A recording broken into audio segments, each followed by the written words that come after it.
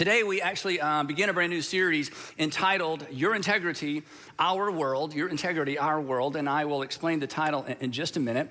And next week, I'm gonna give you our official definition for integrity for this series, but to just get us started, we kind of know what integrity is, right? I mean, integrity is the resolve and really the courage, as we're gonna discover, is the resolve and the courage to do the right and noble thing just because it's the right and noble thing. You just do the right, noble thing because it's the right, noble thing when it benefits you, and you do it when it costs you, because people of integrity just do the right thing because it's the right thing. That is the reward.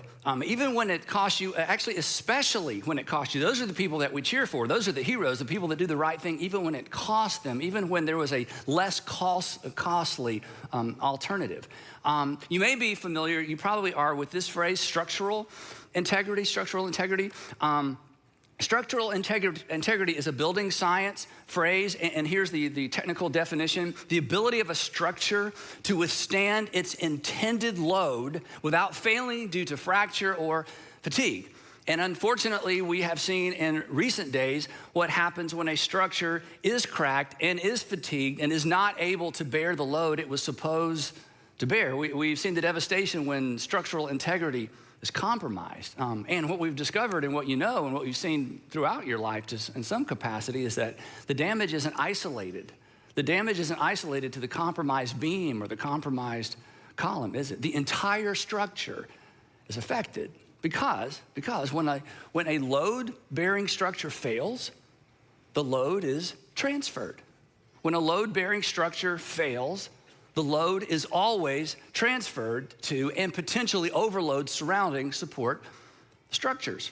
The failure of one part impacts the failure of others because the stress is transferred and the load is transferred to other parts of the building.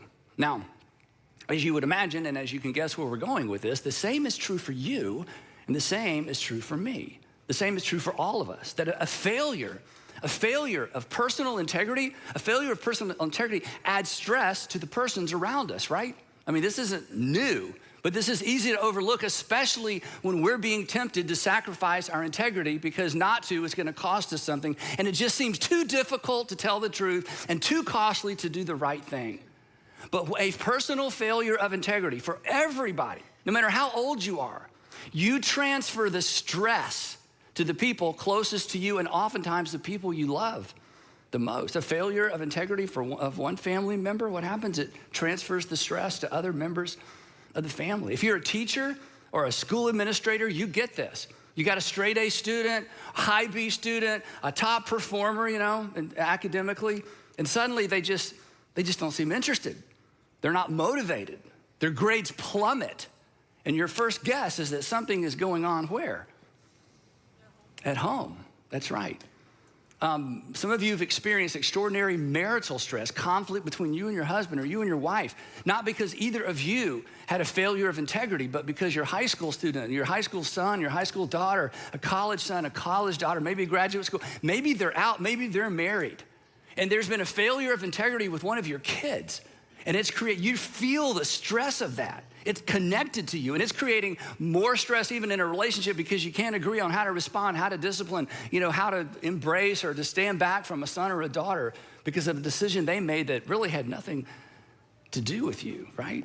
Companies, we've seen this. Entire companies have imploded because of the decision of a CEO or a leadership team where hundreds and hundreds of people lose their job, right? Fostering, foster parents, gosh, we've seen this up close and personal. The failure of integrity with a father or a mother or both parents, it causes kids to spiral. It creates, in some cases, generational problems, generational poverty, generational drug addiction. The point is simply this: the load, we just can't kid ourselves, the load is always, always, always transferred. That the consequences are never isolated, that your personal failure of integrity impacts some other persons. But your integrity, when you maintain your integrity, when we maintain our integrity, when I maintain my integrity, it also impacts some other persons as well. So this is a really, really, really big deal. In fact, when we think about our community and our nation, our world, our families, I don't know of anything that's more important, corporately, nationally.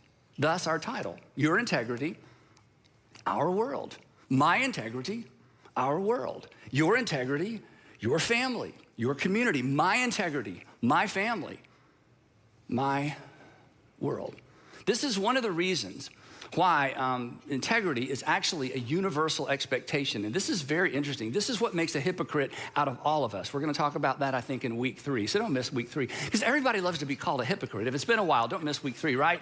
Here's the thing. We may opt for loopholes. In other words, I might look for a workaround or a loophole so I don't have to tell the whole truth, or so I don't have to be completely transparent, or so that, I'm not completely honest. I mean, we might look for loopholes, and we might make excuses when it comes to our personal decisions. But here's what I know about you. We've never met. You expect integrity from the people closest to you and the people around you. You expect it from your leaders, your preachers, and your teachers, your spouse, your boss, your employees. You expect integrity from the people around you, whether you're a person of integrity or not. Or just to be sort of crass, thieves don't expect to be stolen from. They're like, what? Well, you stole from me? Well, yeah, well, I didn't expect that. Well, you do it. It doesn't matter what I do. I did not expect that from you, right? Unfaithful spouses do not expect to be cheated on, right? And don't raise your hand. Oh, this one, okay. But when you were in school, not that one. We're moving on. Or that one. Or this day could end very differently than you anticipated. But when you were in school, again, don't raise your hand, guys. If you in school, if you ever cheated on middle school or elementary school, maybe middle school, high school, college, you cheated on the test. And if you cheated on the test and you got by with it, nobody caught you, and you made a better grade than you were supposed to make. And then you get your test paper back. Imagine this. This didn't happen to any of us, but imagine. So you've cheated, you got by with it. You're like, man, I made a B. Shouldn't have made a B, shouldn't have passed. So you look at your grade, and you start looking at your test paper, and you realize your teacher misgraded the paper, and you got cheated a couple of points. What would you have done? Oh, well. No, you would have marched right up there to his or her desk and said, hey, you misgraded. You took a few points away that you need to give to me. It didn't matter that you cheated to get them. You expected your teacher not to cheat even though you're a cheater. Like I said, this eventually makes hypocrites of all of us.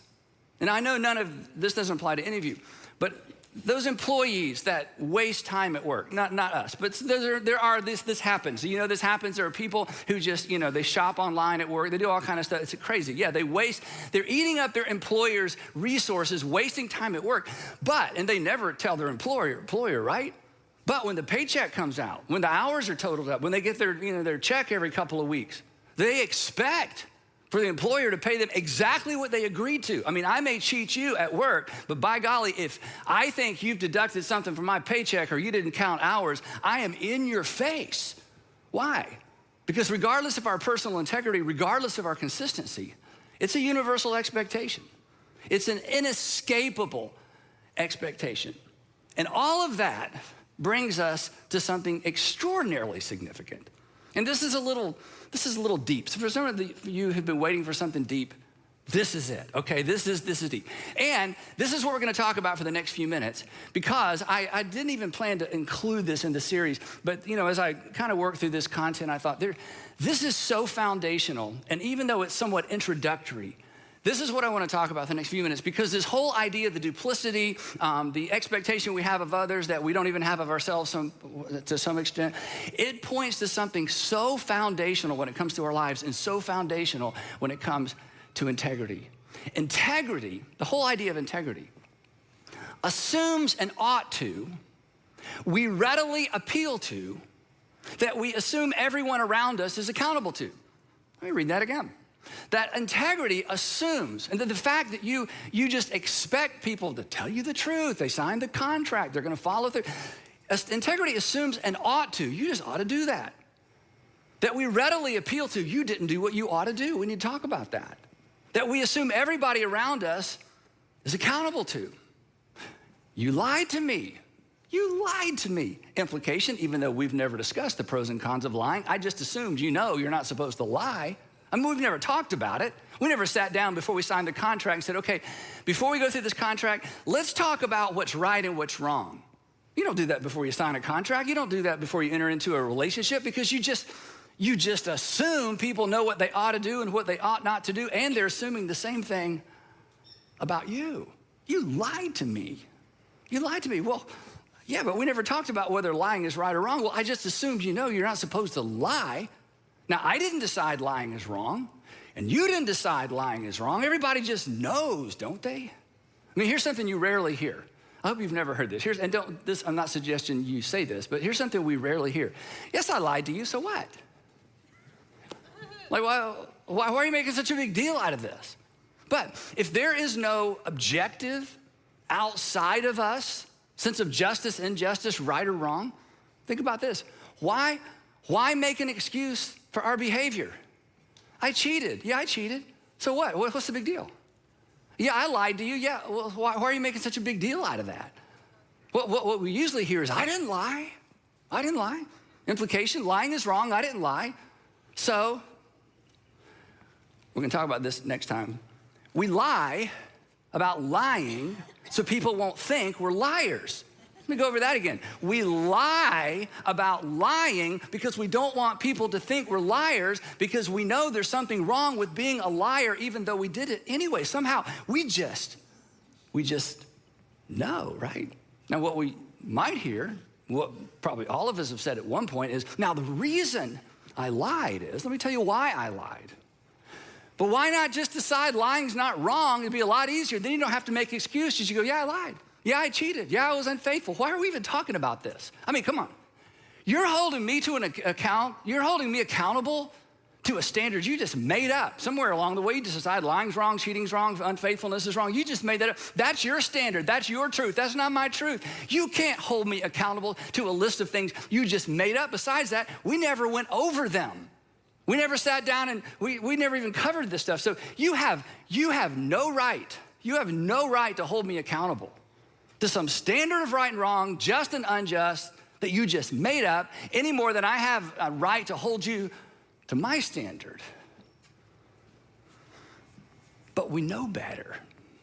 It's inescapable. We just know better. I mean, we may throw those things out as excuses from time to time, but somehow we just know better. Because, as we're going to see, there is an ought to that stands outside of you and over you that didn't originate with you. It just is. There is an ought to. And again, it's not applied universally the same way in every culture, in every season, or in every generation. But there is a general sense of ought to that stands outside of you. You did not make it up. And over you that didn't originate with you or me, and we can't escape it. Now, here's again, the hypocrisy is just amazing. In fact, we've all done this. We might deny the existence of ought to with our actions because we don't always do what we ought to do, right? We may deny this universal sense of ought to with our personal decisions because I know I ought to, but I'm not going to do what I ought to, and I know I ought not do that, but I'm going to do it anyway. So we may kind of dismiss and deny that there's some universal sense of ought to with our actions, but never with our reactions. We react to ought to whenever someone doesn't do what they ought to, and it hurts us, or it hurts someone that we love. Now, so what does all this have to do with integrity? Everything. And here's what it has to do with it.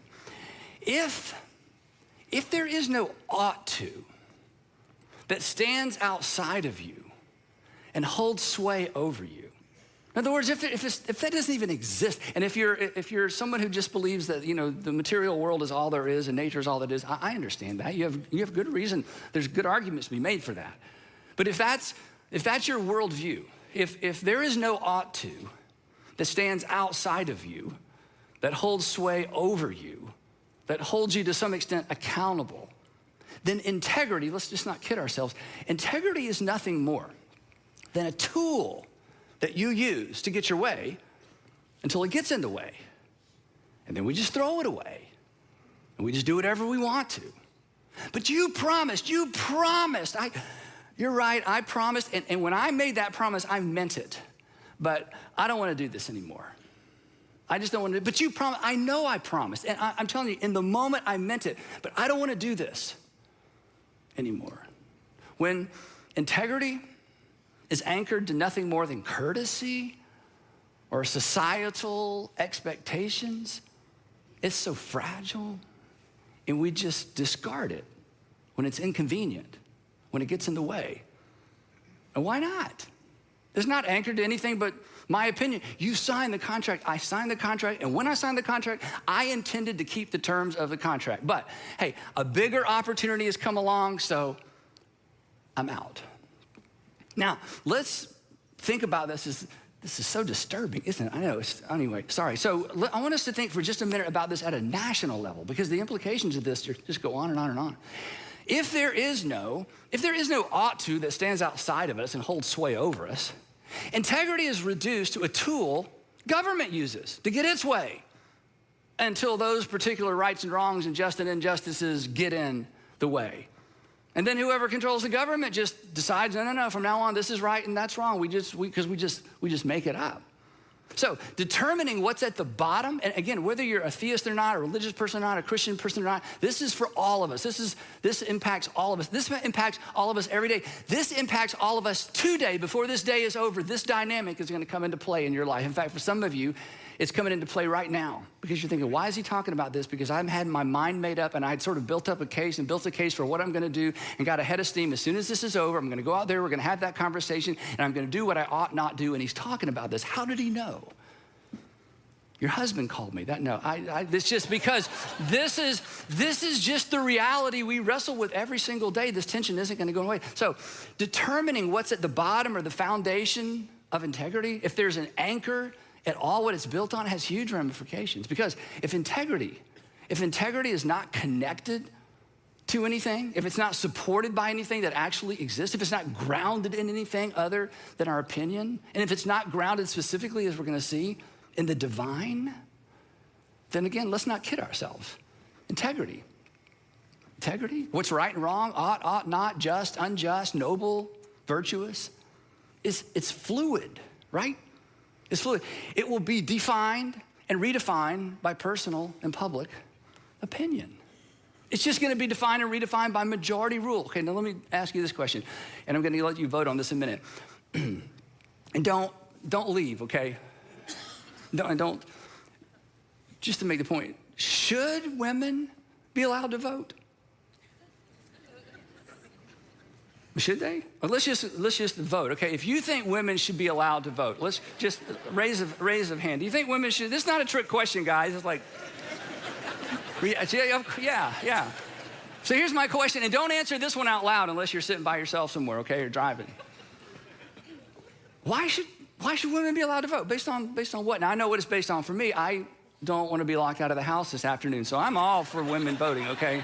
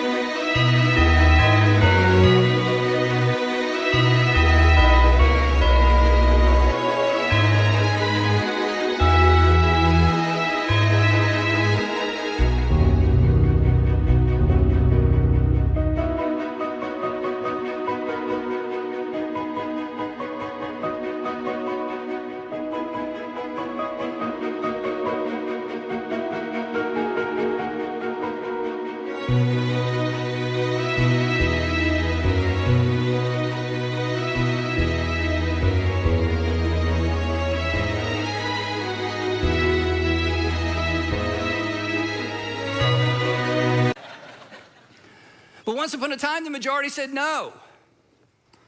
And then the majority said yes. And if there's nothing more to that topic than the majority, where does that leave us? Somebody says, what about the Constitution? Well, that's another good illustration. What are the rights? Again, you don't have to answer this out loud, just to get us thinking. Are the rights guaranteed by our Constitution? Are they anchored to anything other than the opinion of the authors? Let's take another one. I know this is so emotional, but slavery? I mean, many thought it was right and just and moral because it was natural, and many in the world today, we can't even comprehend this in our way of thinking, in our Western way of thinking, right? Modern way of thinking. But many in the world today think it's right, it's moral, it's just, And it's natural that some people were born to be ruled and other people were born to rule. It is as natural and as clear to them as the opposite is clear to us. We don't think that way, but who's to say? And what if the majority swung the other way? Would you swing with it?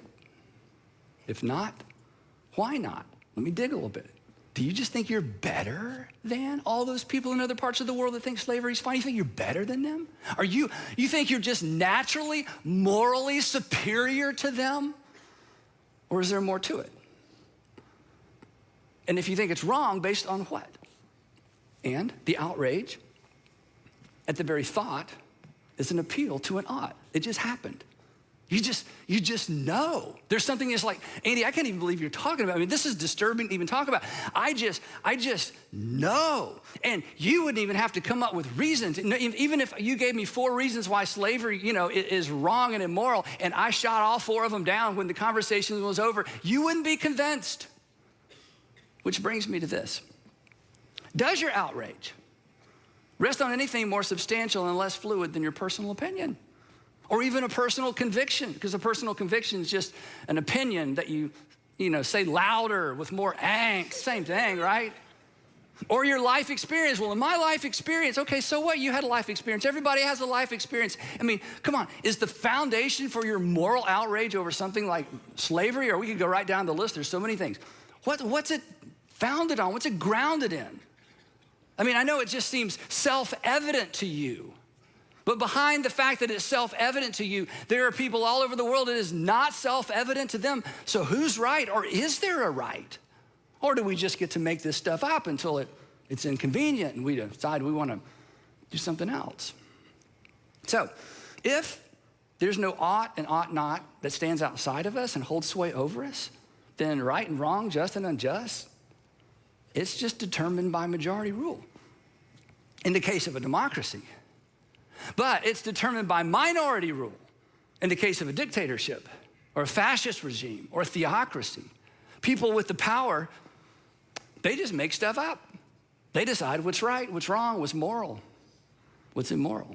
But it's even worse than that, okay? It's even worse than that. And you're thinking, how could it be worse than that? In fact, just say, how could it be worse than that? Yeah, I know. Thanks for asking. How could it possibly? I mean, this is terrible. Here's why. Because if there is no divine lawgiver, if all there is what we see and what you see is what you get and that's it, then we can't even hold the people in power responsible. We can't judge them because there's no objective standard by which to judge them. I'm just judging them based on my opinion, my truth, my life experience, the way I was raised, and I'm holding them to an account. I'm holding them accountable to a standard they never subscribed to begin with, and I don't want them holding me accountable to a standard that I never subscribed to begin with either. So we're at a stalemate. And it's even worse than that, because if there is no objective standard by which to judge, if all there is matter, they actually had no choice in the matter, because matter doesn't decide. Matter just is. Choices, decisions require free will. And in a purely materialistic world, there's no free will. I mean, free will is an illusion. It's a trick of evolution. It's not actual, it's not real. We experience decision-making, but we're not actually making decisions. Because of physics and chemistry, natural law, it can't decide anything. It just is. So, at the end of the day, the people who see the world differently than us, we can't judge them. We're holding them accountable to something we just made up, unless there's an ought to that we're all accountable to, that holds sway over us and judges us. If that doesn't exist, in the end, it really is just survival of the fittest. Evolution by natural selection. If there is no divine and if there is no divine lawgiver, it's just self-serving opinion. It's just majority rule. And integrity just becomes a useful tool to help other people feel guilty and to hold them accountable and to meet our expectations until it's not. And then in the end, ought to, it's just up to you. Ought to, it's just up to me. But we know better. We know better. We know better. Even if you aren't sure about a personal God, you know better. Even if you walked away from God, I mean, if you've read all the books, in your personal experience day to day before this day is out, you know better. There is something outside of you that's bearing down on you.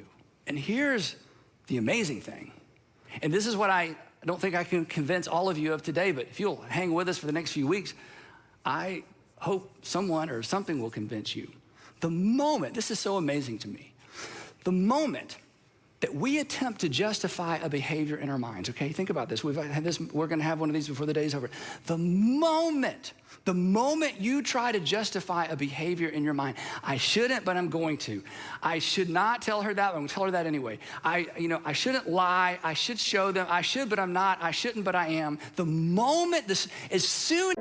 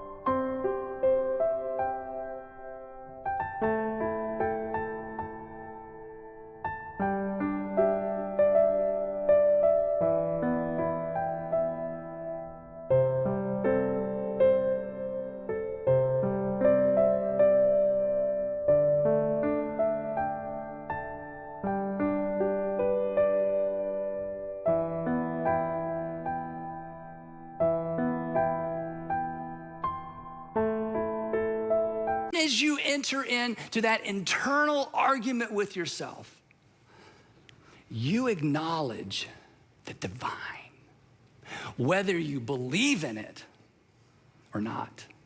You acknowledge accountability to something that you did not create and you can't shake. Paul, the Apostle Paul, he explained it different and better. And his is a lot shorter, so I'm just gonna read you his. But I get 30 minutes, so I just couldn't read this and dismiss, okay? But I will tell you, this is better. And he's writing to Judean and Galilean Jesus followers, they're new Christians, sons and daughters of Abraham, who were raised on Torah. They were raised on the law. I mean, and here's something we can kind of understand if we stop and think about it. Their conscience, these first century, second century too, but especially these first century Judeans, Galileans, sons and daughters of Abraham, their consciences were fine-tuned to the law of Moses. I mean, fine-tuned. And sometimes your conscience can be too active, like you're too sensitive to things. So like 10 years, I know we can't get off on this, but like 10 years after the resurrection, it's such a great story. 10 years after the resurrection, Peter, who's been with Jesus the whole time, the whole ministry, Peter gets to the door of Cornelius' house, and Cornelius is a Gentile, and Cornelius has invited Peter over to talk about Jesus. I mean, isn't that what Peter's supposed to do? Like, go ye therefore into all the world. How about you just go up the street, okay? This isn't like a big deal. Actually, it's a day and a half journey. He's invited to Cornelius' house 10 years after the resurrection, okay? This is a guy who had breakfast with his resurrected Savior on the beach, and Jesus said, go into all the world. And he gets to Cornelius' house, and it's like, and he later says, this is the first time I've ever been in a Gentile's home. It's like, what? Yeah, because their consciences was fine-tuned to the Torah and to the first century teaching of how Torah was supposed to be lived out. So when these Judeans and Galileans, sons and daughters of Abraham, when they realize these Gentiles, people like most of us, are beginning to worship their God, and are gonna follow their Messiah and embrace Jesus as their Messiah as well, they were like, okay, wait. How are they gonna do this? They don't even know Torah, okay? They don't even go to synagogue. I mean, they know nothing. How in the world are they gonna live a life that's pleasing to God when they don't have the law? So Paul's like, that is a great question. So here is an answer. Here's what he says. When Gentiles, talking about most of us, who do not have the law, because they just didn't grow up with it. They don't have it in their hearts, their minds, their consciences aren't fine-tuned. When Gentiles who do not have the law do instinctively things required by the law, as they begin to follow Jesus and they become more honest and they quit stealing, they quit cheating, and they quit, cheating with their measure and their weights, doing in the marketplace, when they begin to live better, more ethical, more moral lives, he says there's something that's intuitive. There's something that their conscience begins to be more fine-tuned, not to Torah, not to, the law is given to the Jews.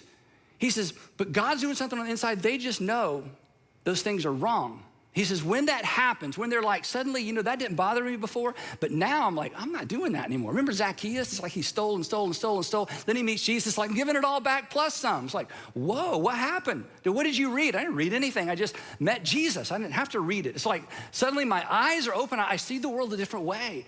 He says, Paul, when that happens, they are a law for themselves, even though they don't have the law. They have a law. They don't have the law. They don't have Torah. But where did that come from? Where does this enlightenment come from? Where does this sense of right and wrong that suddenly their eyes are open to? Paul says, they show, he said, I've been around. I've been all around the Mediterranean basin, inviting Gentiles to following Jesus. Here's what I've discovered. They show that the requirements of the law are written on their hearts. They show that the requirements of the law, not the sacrificial law, the how you treat other people law, the law are written on their hearts. Their consciences are starting to get fine-tuned to the divine law of God that's for everybody. And then here's something we all experience every day. And their thoughts, this is so interesting, and their thoughts sometimes accuse them. Isn't that weird? It's like your body is moving in this direction because you've decided what you're gonna do, and your thoughts go, don't do that. It's like, wait, how many of me are there? Okay, I just had a thought that conflicts with the direction of my body, and I'd already made up my mind, so do I have two brains? He says, no, there's an internal tension now because they've been awakened to the divine law of God. Their thoughts accusing them, at other times defending them. Good job, good job, good job. Yeah, you're probably not gonna get a bonus now, but you did the right thing, She's in tears, he's in tears, your kids are upstairs crying, but that was a conversation you needed to have. Good job.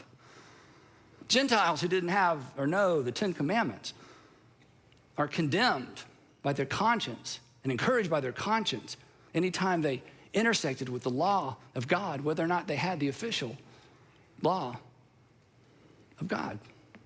So, ought to is not completely up to you. And ought to is not completely up to me. There is an outside agent. And this is huge. I just want you to think about this, especially if you're not Christian or used to be, or rethinking it. The moment we attempt to justify a behavior in our minds, we acknowledge the law of God written on our hearts. You say, I don't believe in God. I'm not saying you should or that you do. I'm just telling you. You've been wrestling with ought to your whole life. And you thought it was conditioned and societal conditioning, and certainly there's certainly some of that, right? But I'm just telling you. You have experienced, and Apostle Paul talks about this in other places, you have experienced the divine. You have experienced an encounter with a God who loves you, who has written his law on your heart. And you know you didn't make it up. And you can't escape it. And you made a big, big, big bad decision. And the only way to assuage your guilt and your conscience is you had to start making other bad decisions, right? And your Heavenly Father says, come back. Come back from the ledge. Come back from the brink. And I want you to wrestle with this. Because to wrestle with your conscience is to wrestle with me, because I place my law in your heart. The moment we attempt to justify behavior in our minds, we acknowledge the law of God written in our hearts. The root